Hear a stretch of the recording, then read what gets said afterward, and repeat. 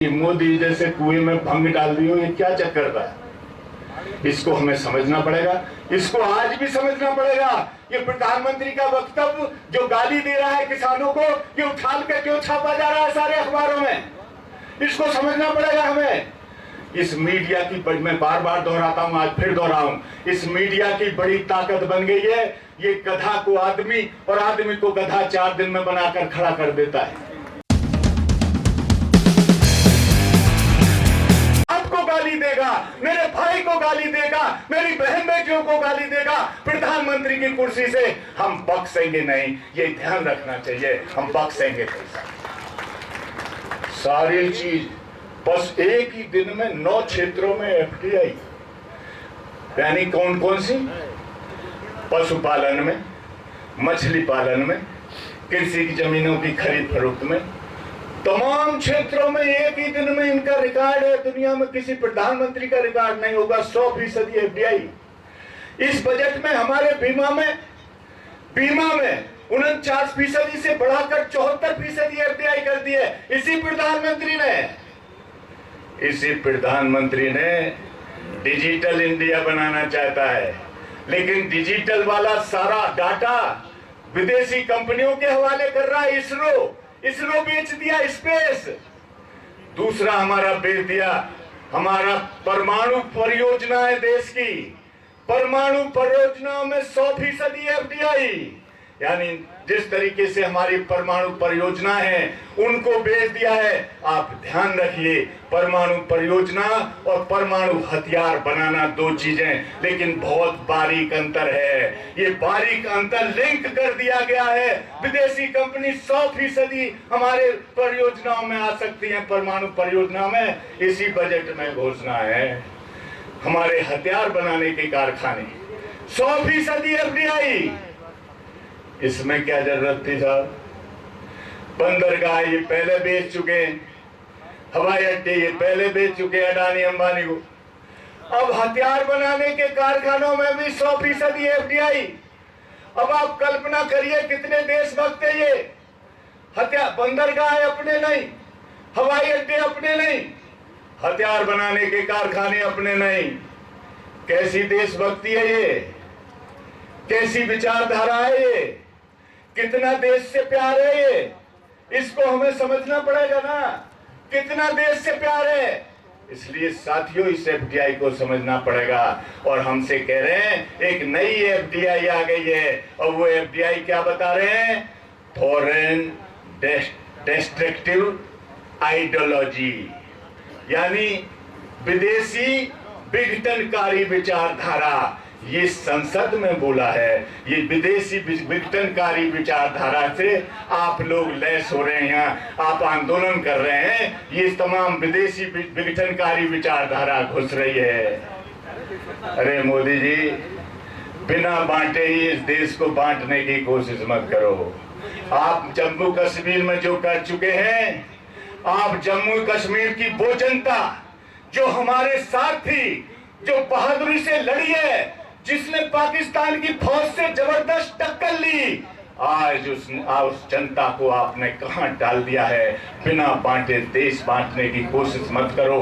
आज हमारे सबसे बहादुर जांबाज जिन्होंने आजादी की लड़ाई में सबसे बड़ी कुर्बानी दी है, वो अगर पंजाब से इकट्ठा होकर जमीन के सवाल को आते हैं, तुम बदमाशी के साथ तुम्हारा तमाम तंत्र उनको खालिस्तानी बताता है। बिना बांटे देश को बांटने का षड्यंत्र मत करो। इस आइडियोलॉजी को सब समझ रहे हैं तुम क्या करना चाहते हो यहाँ।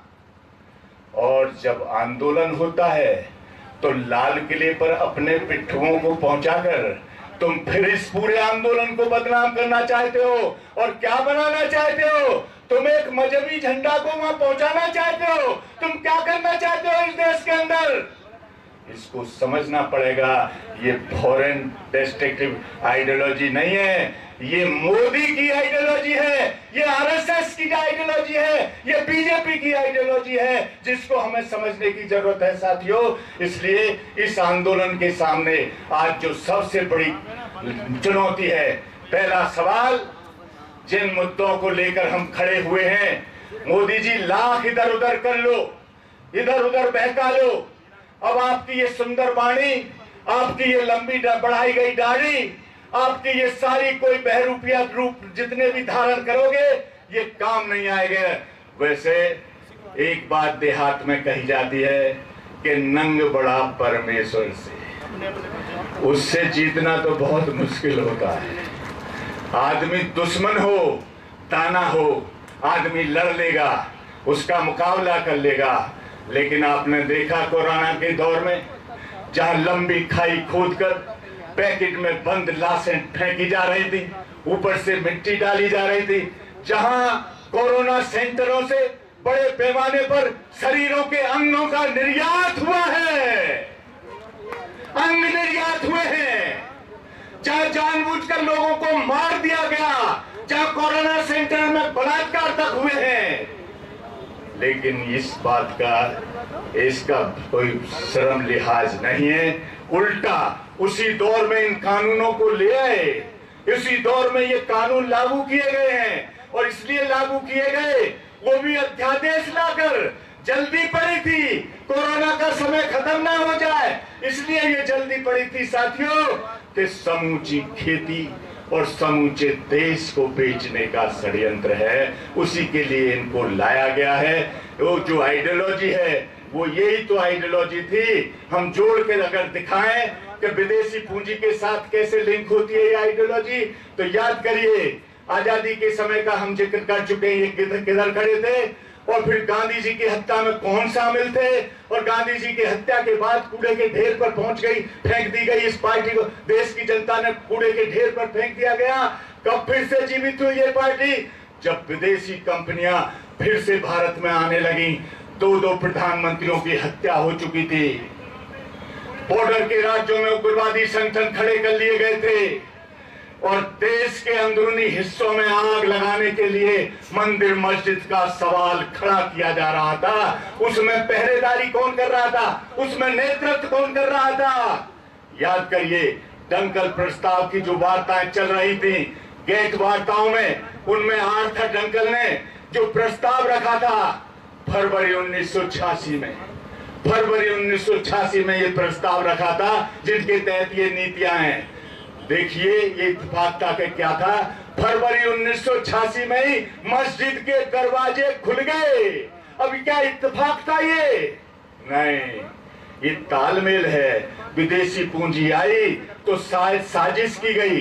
फरवरी 1986 में उस मस्जिद से रथ निकला, जहां जहां वो रथ चलता गया खून की लकीरें खिंचती चली गई, आंदोलन बढ़ता चला गया, और जहरीला आंदोलन, और पूरी जनता को धर्म के नाम पर बांटने की साजिश की गई। और जब मस्जिद को गिरा दिया गया उस समय 215 शहरों में एक साथ कर्फ्यू लगा।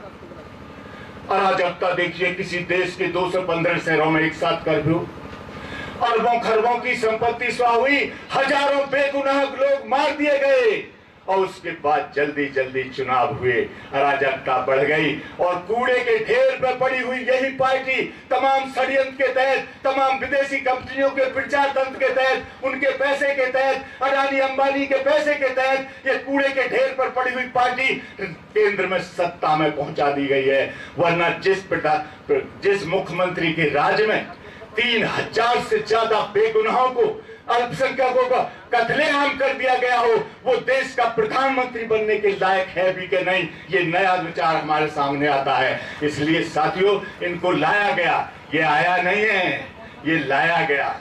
और लाया कैसे जाता है? गुजरात में वाइब्रेंट गुजरात करके 2013 में कार्यक्रम हुआ, उस समय गोद में लेकर लाया गया।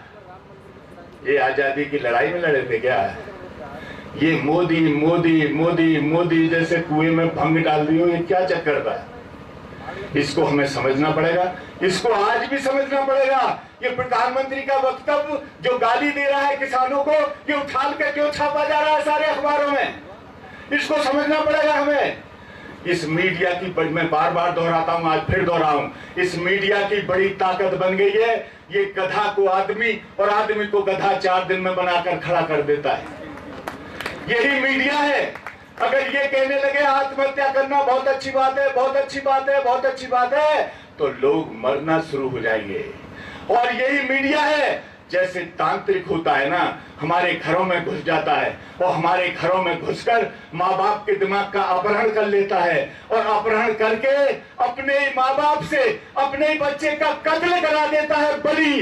तमाम पढ़े लिखे और बेपढ़े लोगों के हालत बलि जैसी स्थिति में बना दिया गया है। जिसको चाहे देश का मसीहा बना देता है ये मीडिया, जिसको चाहे अपराधी करार दे देता है। जब आप देख ही रहे हैं इतने दिन से सारे किसान मूवमेंट का पीछा नहीं छोड़ रहे हैं, अब भी पीछा नहीं छोड़ रहे हैं, अब भी उग्रवादियों का आंदोलन करके बता रहे हैं, वार्ता भी करते हैं, 12 बार बैठ भी चुके हैं हमारे साथ और अब भी प्रचार जारी है कि उग्रवादियों का आंदोलन है। इस मीडिया से, इस तरह के षड्यंत्र से सावधान रहना होगा और ये तभी हमारा काम कामयाब हो सकता है। इस सब के बीच हम पूरी शांति बनाए रखें। नौजवानों से मेरा खास कहना है, आंदोलन नए स्टेज में पहुंच गया है, नए मोड़ पर पहुंच चुका है। इनके तमाम षड्यंत्र फिर शुरू होंगे, हमें आपस में लड़ाने के होंगे, हमें फूट डालने के होंगे, हमारे नौजवानों को भटकाने के होंगे, अपने एजेंट भेजकर भटकाने के होंगे।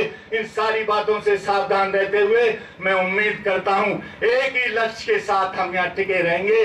तीनों कानून ये रद्द हो, वापस लिए जाए, हमारा एमएसपी पर गारंटी, एमएसपी की गारंटी का कानून बने और हमारे जो और प्रस्ताव हैं बिजली विधेयक और दूसरे, उन सबको जब तक नहीं माना जाएगा तब तक ये लड़ाई जारी रहेगी। इन्हीं शब्दों के साथ माफी चाहते हुए मैंने आपका बहुत समय ले लिया। बहुत बहुत धन्यवाद।